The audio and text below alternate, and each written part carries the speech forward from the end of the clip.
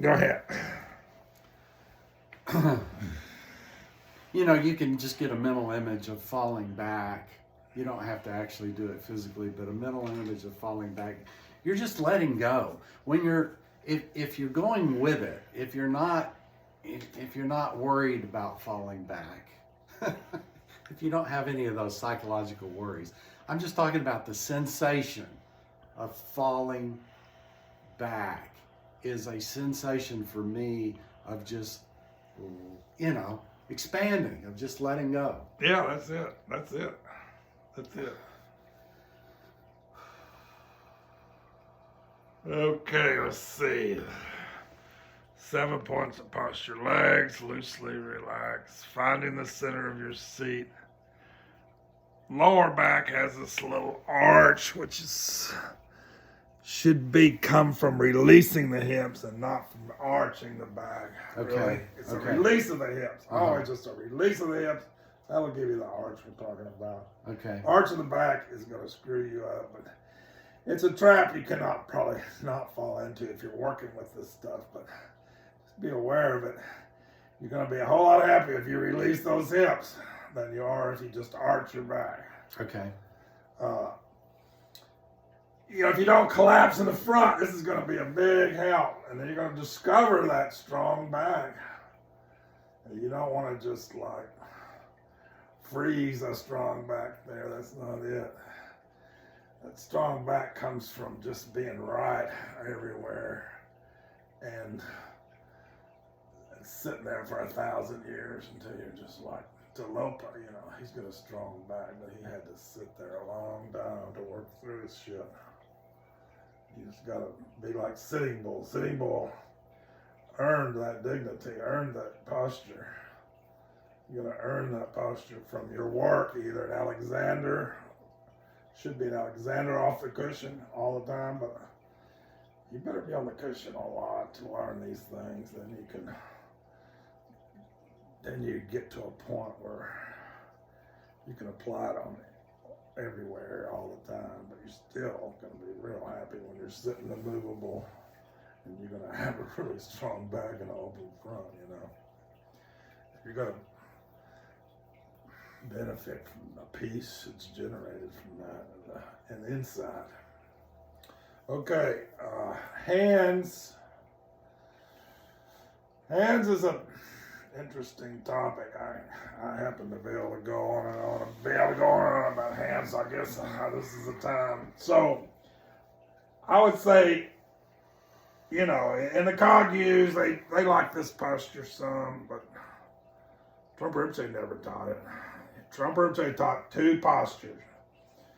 He said you should be 70% in this posture, which is called resting the mind, and 30% in the universal mudra, which I'll show you in a minute. Yeah, it's like that. We'll work on this resting the mind posture.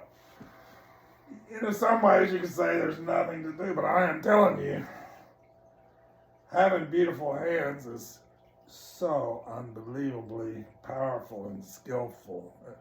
Trump Rinpoche say your hand should be like a king holding a scepter. You should. Oh shit! And you learn it from this resting the mind posture and the universal posture both. So your hands are like a king holding a scepter. Your hands are either beautiful or they're not. You demonstrate whether you are ruling your world or whether you are have a phallus in your ear, one or the other. Trump Rinpoche was just unbelievable. Watch him drink a glass of water. You could just faint and die. Every time I saw him drink a glass of water, I would basically faint and die. It's just because he's demonstrated reality with his, well, he used himself, you know, and you can demonstrate reality with the way you perfect this posture. And I'm going to give you a little tip, which maybe Somebody say, wrong, I don't see that in the 7 points. Where did you get that? Well, I don't know. Years of walking in the jungle as a tiger helped me discover this. I don't know how I discovered it. I discovered it by listening to Trump Rinpoche's instructions. He says, rest the hands gently. Rest the hands gently. I read that 10,000 times. What does that mean, rest the hands gently? What does that mean? Here's what I think it means. I think it means, and I did tea ceremony, I did Kyudo, I did calligraphy, and I did a million things. I think you just pick up, I say you pick up your hands the weight of 2 quarters, 3 quarters. Keep adding weight. The weight of 3 quarters is not a lot. But if you lift your hands just the weight of 3 quarters, you go from, before you were just frozen piece of wood hand. Before it was just a wooden hand. But you pick it up the weight of 3 quarters, and all of a sudden it begins to be alive. You want an alive hand there, not a wooden hand. I would recommend you just, it's like, it's kind of like the way we do our hands in walking meditation. You know, that's very beautiful. But Suzuki Roshi says you pick up he says your upper body is like the pillar, and your hands, you lift them a little bit, but it creates the pillar. So you lift your hand just a tiny little bit, and it creates the pillar. Basically, you want to open up your head and your shoulders, which is the main idea. You want to create this warrior seat. And this is the beginning of joining heaven and earth. What is the completion of joining heaven and earth? The completion of joining heaven and earth is when your heart opens. How do you get your heart open? The way you get your heart open is by training your hands not to be a piece of wood, but to become alive. All of a sudden, then it just opens up, and then the heart opens. But it's, also you just are able to do things in the world. You become an artist. Trump Rinpoche really said we should all become artists. Well, make your hands beautiful and you are an artist. Make your head and shoulders beautiful and you are an artist. Make your warrior seat fantastic and you are an artist. So this is perfect. I don't know, there's nothing more needed, but Trungpa Rinpoche says when you're a little bored or you're a little dull, here's all kind of trick. He says stop meditating. One thing he says, stop meditating. That's the best advice anybody ever give you. 50 times a session or 20 times a session or 10 times a session, just stop meditating. You're trying too hard. You're trying to meditate, but you've overcooked it. You're practicing concentration. You've lost the plot. Just stop meditating.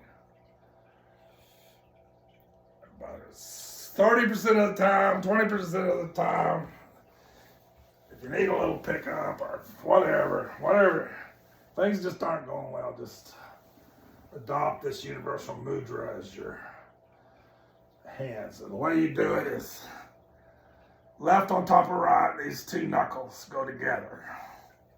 These 3 fingers are kind of flat. These 3 fingers are kind of flat now a little bit. Got those knuckles together? Yeah. So that's kind of the easy part in a way. Here's the hard part. You want your thumbs to be either barely touching or just a 1/4 of an inch apart. And most of you will be like, Gary's thumbs are looking pretty good, but a lot of you will be like this. You don't want any of this. You want this like this. This is the beginning of beautiful hands.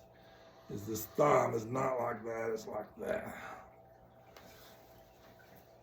But you want it to be kind of an oval. How does it get to be a beautiful oval? I don't know, you just work on it for 30 years, and after 30 years you might find it's a beautiful oval. It's a job to perfect that posture, but you just work on it. Any questions? It's like you're holding a large egg. Yeah.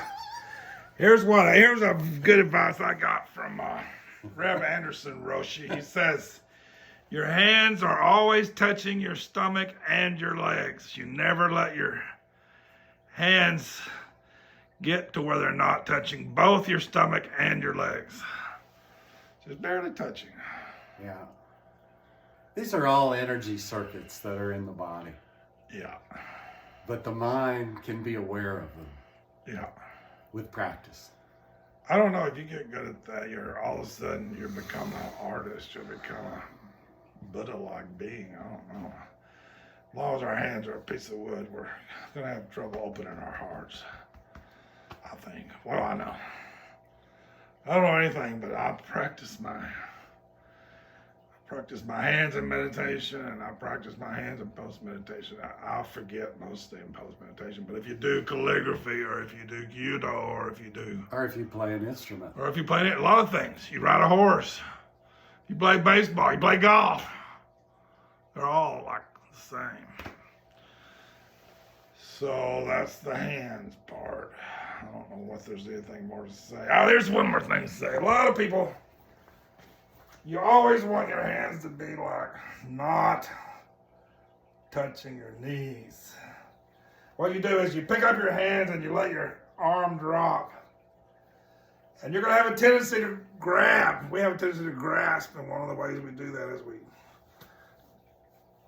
but beat up. Whenever you do that, you just pick up your hands, let the arms drop, find the place, and go back. And after you do that a couple billion times, you get it. And then the 3/4 thing. The slight lift. Yeah. Slight lift, which gives a lightness to the hands, which gives a feeling of vibrancy to them rather than them being planted in the ground. Usually we're just frozen and it's not good. Our wrists are like that. Down, we're using them for support of our back and so forth and so on. This is more vibrant, more a sensation of aliveness in the hands. Going toward knowing and away from ignorance in a way. Okay. I don't know. That might be the 7 points. I can't think of what the other ones are, but anyway. Somehow if you raise that right. Oh, eyes. We didn't do eyes. Gary, your eyes are open. Yeah. But I've had to work on that quite a bit. You're pretty much there, right? I still close them for short periods of time. Oh, my eyes are closed. That's all right. That's all right. You did a lot with eyes closed. And you'll do more with eyes closed than Vajrayana. You'll do a bunch with eyes closed. Well, it's interesting to be able to have the eyes open and to still feel subtle energy, because for me, my introduction to subtle energy is with my eyes closed. So it's an improvement to be able to open my eyes and still feel subtle energy, because we're in this world, and to move and act in this world, you have to have your eyes open most of the time.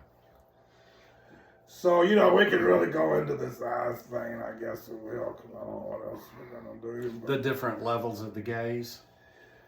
Yes, and gazing all together. Eyes is such a huge topic, and it's a little bit of a fraught topic. I might be letting the cat out of the bag in a way that's not healthy for some people. Well, we could save it for next time. Well, I mean, I want to talk about eyes, but I got to be careful how far I go. Because we can just do a whole other thing on gazing, too.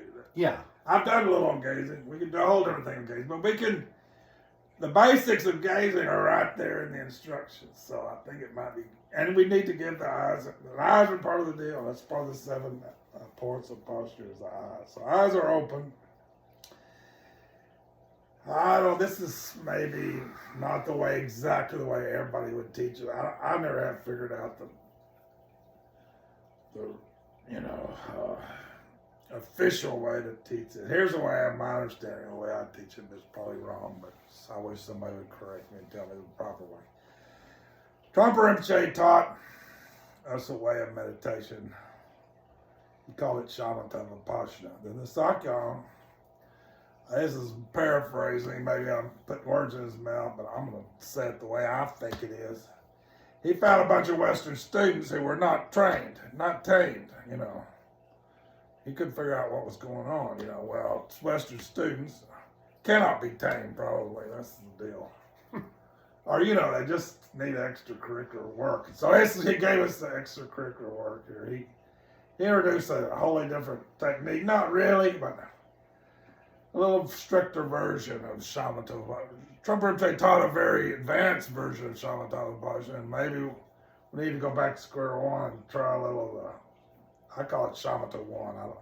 Another way of calling it is the 2, I call it Shamatha 2, what Trungpa Rinpoche taught is called abiding. And what Sakyam taught us is called closely abiding. I call it Shamatha 1 sometimes. Shamatha 1, Shamatha 2. Closely abiding and abiding. So we'll start out with closely abiding in Shamatha 1. So you should begin every session with Shamatha 1. I wasn't really going to teach meditation per se, but we may have to get into it, but maybe we can save it for another time. But anyway,